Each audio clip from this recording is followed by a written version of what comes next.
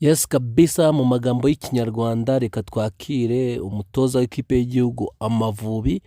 Amagambo atangaje akihagera, ni amagambo avuze muri press conference ya mbere n'abanyamakuru, aho FERWAFA yari iri kumurikira abanyarwanda umutoza w'ikipe y'igihugu Amavubi. Rero reka tumwumve, turagerekereza dushire mu kinyarwanda. You have a big place in my heart, and all people who know me, they know that. Murabizi, hari umwanya munini mu mutima wanjye, muranzi kandi ibyo ndabizi ko munzi. First of all, morale. And before when I start, I must to start for the number one.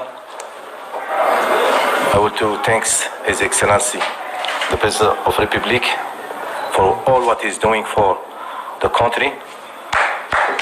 Mbere yuko ntangira, icya mbere ndashaka gushimira nyakubahwa Perezida wa Repubulika, umukuru w'igihugu, umukuru w'iki gihugu. Ngewe ndamushimiye ku byo yakoreye iki gihugu. For the developing, especially the talent, the people for the future. Uburyo agerageza gufasha abanyempano kubwo kubaka hazaza. And I am very honored to be in Rwanda because mu by'ukuri ni iby'icyubahiro kuba ubu ngubu ndi mu Rwanda, kubera ko they know me, you know me, and I know you. Kubera ko abanyarwanda baranzi, nanjye ndabazi, kandi n'abandi bose barabazi. For me, you are a good example, and the good example is the leaders who manage this country. And kuri njyewe muri intangarugero, ndetse intangarugero nini n'abayobozi b'iki gihugu. Always when I was coach outside, I give example about Rwanda, about the professionalism for the leaders. And buri gihe mu mikocereze yanjye iyo ndi gutoza, nkunda gutanga ingero z'iki gihugu cy'u Rwanda, uburyo bakoze ibintu giprofessionnel. Rero hanze iyo ndi gutoza nkunda kubaho urugero rw'u Rwanda. Chance, because I said chance, and responsibility who give me, I'm going to do. Ndashima izi nshingano, amahirwe mu mpaye n'izi nshingano mu mpaye. All my best with my people. Ati nzakora ibishoboka byose kandi n'abantu banjye to achieve our target. N'abantu banjye kugira ngo tugere kuri target, ku cyo twifuza. Like what I said before, you know me, I have my personality.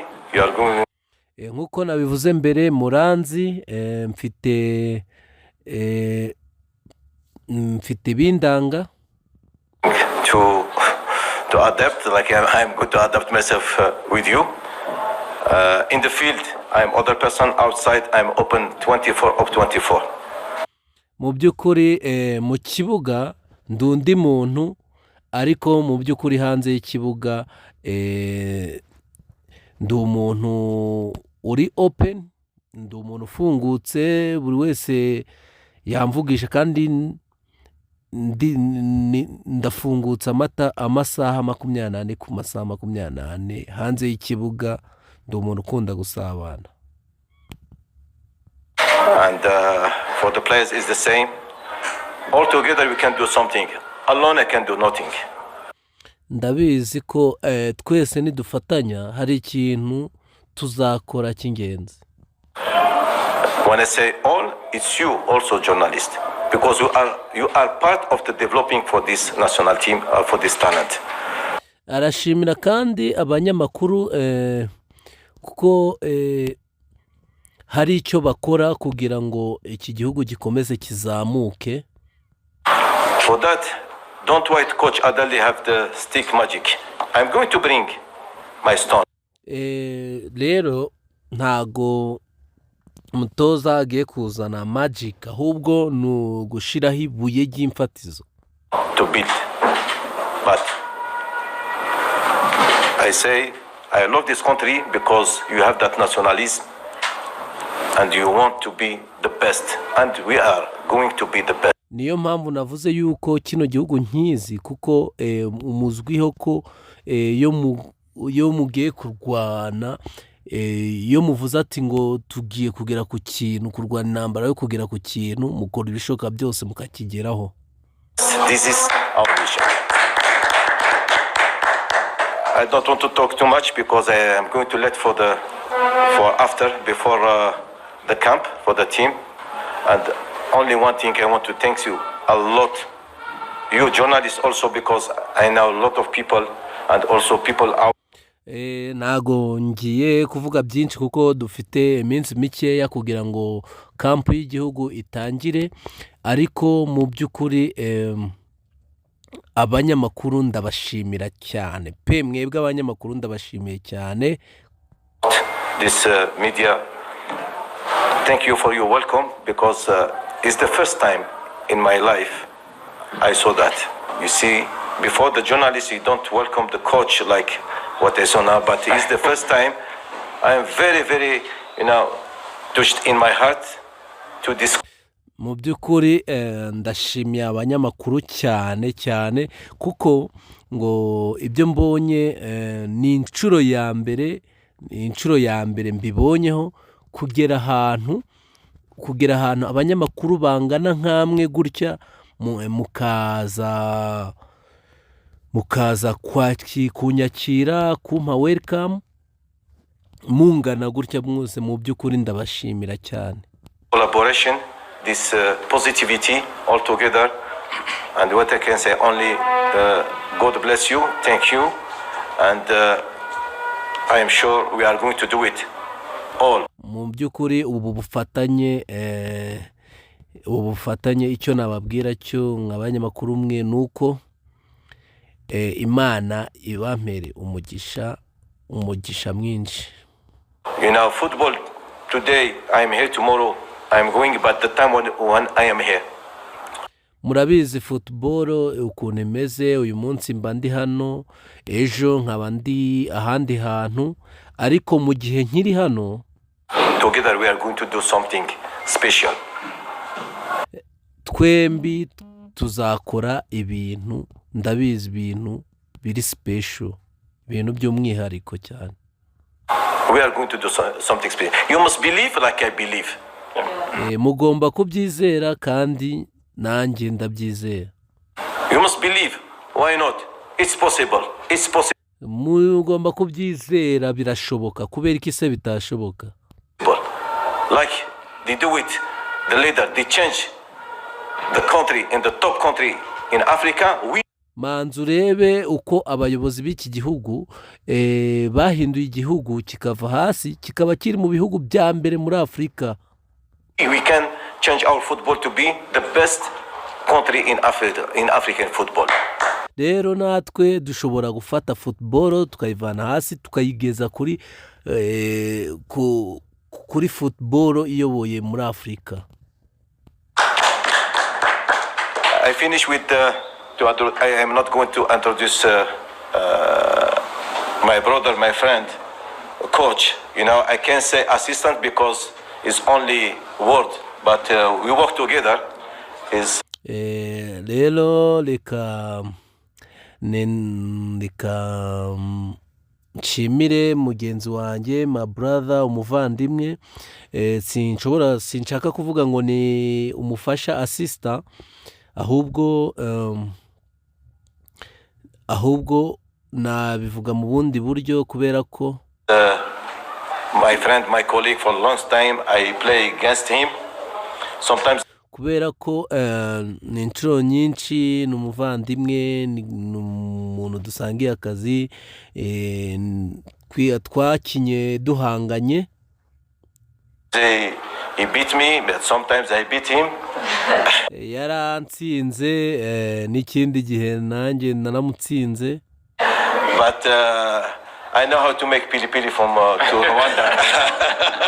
Ariko nanjye ananzi gukora umuti hano mu Rwanda.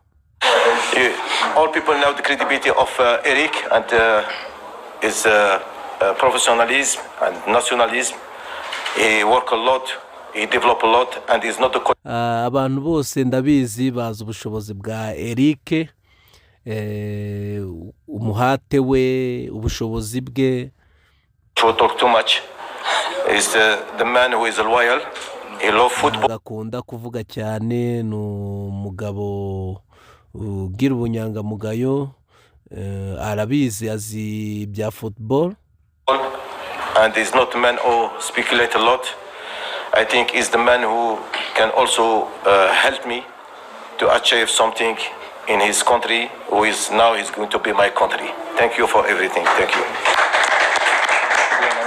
And in the staff, we don't have a lot of things to change.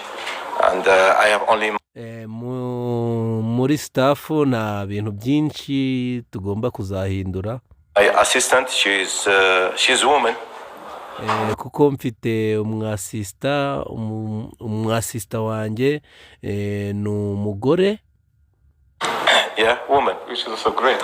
And she worked with me in Botswana for long years, 3 years, and in Tanzania also. She is a doctor.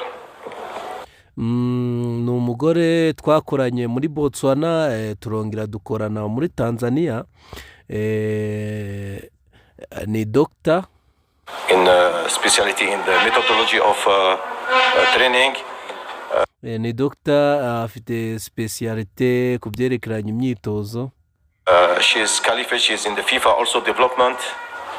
Ndetse ari muri FIFA development, iterambere ry'umupira w'amaguru muri FIFA ariyo. I think with also his help and experience in theoretical things and practical things, she is going to give us the plus in the team. And for other people, I think we have the same people who's before in the national team, we stay in the same position. Of course, you know football like me. If hari n'abandi bantu dufite baba bari hano mu ntuza muri coaching staff ishize. Murabizi football don't did well, people they tell me we are going to change you. For the people who work with me is the same. If he don't work good, we change him. Life is like that. Umuntu murabizi, umuntu iyo adakoze neza baramuhindura. Rero murabizi ibyo bintu bihoraho bibaho, niyo mpamvu abo ngabo ntabafite ikibazo ngiye gusanga hano. But I think I believe and I trust this staff what we have. The goalkeeper coach, I know him from a long time when he was playing in Rion Sport and fit. Aho kumukocha w'abazamu ndamuzi, amateka avuga yuko ndamuzi, yakoraga muri Rion Sport. This coach, they say is good coach, is a motivated coach. The analyst video also he say we have motivated coaches for. Ndetse n'umwanaliste wa video bavuze yuko ari umuntu umeze neza ubizi. That I prefer to work with the people from the country, to give him that chance to work with us, maybe to bring some people to help them also to progress. And we are going to not only to progress the players, but also the staff around us. Thank you very much. God bless you. And we meet for the next time before the game. Murakoze. Yarama kivuga uburyo ki guha amahirwe na staff, bamwe muri staff bakomoka muri iki gihugu, ni byiza cyane. Arangije arabashimira. Murakoze. Bo namwe murakoze rero kwifatanya nanjye mukore subscribe kuri YouTube channel ibindi byiza biracyaza cyane.